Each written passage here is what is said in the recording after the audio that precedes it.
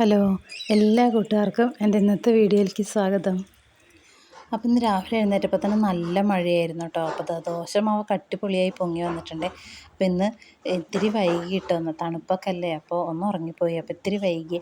ഇന്ന് മോൾക്ക് ക്ലാസ്സുള്ള ദിവസമാണ് കേട്ടോ. അപ്പോൾ അവൾക്കൊന്ന് ഫുഡൊക്കെ കൊടുത്തു വിടണം. അപ്പോൾ ഞാൻ ദോശ തന്നെ കൊടുത്തു വിടാമെന്ന് വിചാരിച്ചു കേട്ടോ. അപ്പോൾ അതിൻ്റെ കൂടെ സാമ്പാർ ഉണ്ടാക്കാമെന്ന് വിചാരിച്ചു. ഇപ്പം ഇവിടെ എല്ലാ കഷ്ണങ്ങളും കൂടിയിട്ടുള്ളൊരു സാമ്പാറാണ് കൂടുതലിഷ്ടം. പിന്നെ ഉപ്പേരിയാണെങ്കിൽ നമ്മൾ പയറും നേന്ത്രക്കായയും കൂടി ഉപ്പേരിയും വെക്കാമെന്ന് വിചാരിച്ചു കേട്ടോ. പിന്നെ ഈ മുളക് കണ്ടോ, ഇത് ഞാൻ നട്ടുണ്ടാക്കിയ മുളകും തൈയിലുണ്ടാക്കിയ മുളകാട്ടോ. ഇന്നും ഒരുപാട് കായ്ച്ചിട്ടുണ്ട് കേട്ടോ. ഇപ്രാവശ്യം മഴ വന്നതുകൊണ്ടാണെന്ന് തോന്നുന്നു. ഒരുപാട് നല്ല മുളക് എല്ലാ തൈയിലും നിറഞ്ഞ് നിൽപ്പുണ്ട് കേട്ടോ. അപ്പം ഞാൻ സാമ്പാറിനുള്ള കാര്യങ്ങളൊക്കെ നോക്കുകയാണ്. അപ്പോൾ മോൻ അതിൻ്റെ ഇടയിൽ കൂടെ എന്തൊക്കെയോ ഒന്ന് വർത്താനമൊക്കെ പറയുന്നുണ്ട്. അപ്പോൾ ഞാൻ അതൊക്കെ അങ്ങനെ കേൾക്കുന്നുണ്ട് കേട്ടോ. അപ്പോൾ സാമ്പാറിൽ ഞാൻ പരിപ്പും കട്ടിയുള്ള കഷ്ണങ്ങളൊക്കെ ഞാൻ ആദ്യം തന്നെ ഉപ്പും മഞ്ഞൾപ്പൊടി ഇട്ട് വേവിച്ച് എടുക്കും. പിന്നെ അതിന് ശേഷം പുളിയൊക്കെ പിഴിഞ്ഞൊഴിച്ചതിന് ശേഷം വല്ല വഴുതനങ്ങയോ തക്കാളിയോ മുരിങ്ങക്കായോ വെണ്ടയ്ക്കയോ അങ്ങനെ എന്തെങ്കിലും ഉണ്ടെങ്കിലൊക്കെ ആ സമയത്താണ് കേട്ടോ ഞാൻ ഇട്ട് കൊടുക്കുക. പിന്നെ ഇവിടെ സാമ്പാർ പൊടി ഞാൻ ഉപയോഗിക്കാറില്ല. മല്ലിപ്പൊടി, മുളക് പൊടി അങ്ങനെയൊന്നും, മുളക് പൊടി അച്ചാറിന് മാത്രം ഉപയോഗിക്കും കേട്ടോ. അല്ലാണ്ടൊന്നും ഞാൻ ഉപയോഗിക്കാറില്ല. കൂട്ടാനിലേക്കും ഒക്കെ ഞാൻ മുളക് തന്നെയാണ് കേട്ടോ അരയ്ക്കാറ്. ഇപ്പോൾ സാമ്പാറിലാണെങ്കിൽ മല്ലിയും മുളകും വറുത്തരയ്ക്കുകയാണ് കേട്ടോ ചെയ്യുക. പിന്നെ അങ്ങനെയാണ് എന്നും ചെയ്യാറ്. ഞാൻ ചെറുപ്പം എൻ്റെ വീട്ടിൽ ഞാൻ അങ്ങനെയാണ് കണ്ട് ശീലിച്ചത്. അതുകൊണ്ട് ഞാൻ അതുപോലെ തന്നെയാണ് കേട്ടോ ഞാൻ ഇപ്പോഴും ചെയ്യണത്. വീട്ടിലും പൊടികളൊന്നും യൂസ് ചെയ്ത് ഞാൻ കണ്ടിട്ടേ ഇല്ല.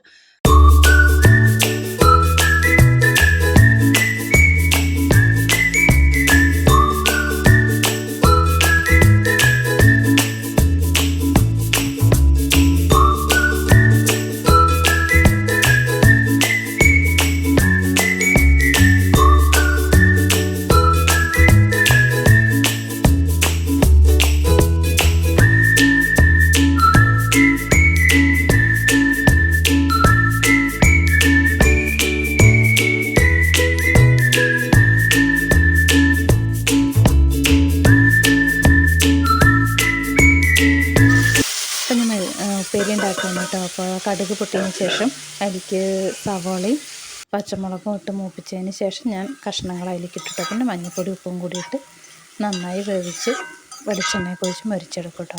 അപ്പോൾ ആവശ്യത്തിന് പച്ചമുളകൊക്കെ ഇട്ടിട്ടുണ്ട്. ഇവിടെ അത്യാവശ്യം എല്ലാവരും നല്ല എരിവ് കഴിക്കുന്ന ആളാണ് കേട്ടോ. പ്രത്യേകിച്ച് ഏട്ടന് നല്ല എരിവ് വേണം. കുട്ടികളും എരിവ് നന്നായിട്ട് കഴിക്കും കേട്ടോ. അപ്പോൾ അതുകൊണ്ട് തന്നെ ഞാൻ പച്ചമുളകൊക്കെ അത്യാവശ്യത്തിന് ഇട്ടിട്ടുണ്ട്. പിന്നെ ഇതാ കുറച്ച് കഴിഞ്ഞപ്പോഴേക്കും മഴയുടെ ഒരു കാലാവസ്ഥയൊക്കെ മാറി ഇത്തിരി വെയിലൊക്കെ ഒന്ന് വന്നിട്ടുണ്ട് കേട്ടോ. അപ്പം ഞാൻ തുണിയൊക്കെ പുറത്തേക്ക് ഇടാൻ പറ്റുമോ എന്നൊക്കെ അങ്ങനെ നോക്കുകയാണ് അതിൻ്റെ ഇടയിൽ കൂടെ. പിന്നെ ഇത് സാമ്പാറൊക്കെ റെഡിയായി വന്നിട്ടുണ്ട്. അപ്പം ഞാൻ അരപ്പൊക്കെ ഒഴിച്ച് സാമ്പാറിന് എന്തോ ഇത്തിരി കളറൊക്കെ ഇന്ന് കുറവുണ്ട് കേട്ടോ. എന്താണെന്നറിയില്ല, മല്ലിയാണോ മുളകാണോ അളവ് തെറ്റിയതെന്ന് അറിയില്ല. എന്തോ ഒരു കളർ വ്യത്യാസം തോന്നി എനിക്ക് സാമ്പാറിന്.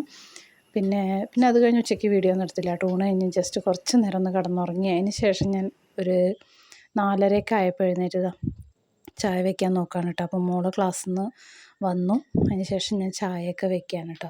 അപ്പോൾ എന്തെങ്കിലുമൊക്കെ ഉണ്ടോ എന്നൊക്കെ ചോദിക്കാൻ കേട്ടോ അവൾ വന്നിട്ട്. അപ്പം ഞാൻ അരിയുണ്ട ഉണ്ടാക്കാമെന്ന് വിചാരിച്ചു കേട്ടോ. കുറേ ആയി അരിയുണ്ടയൊക്കെ ഉണ്ടാക്കിയിട്ട്.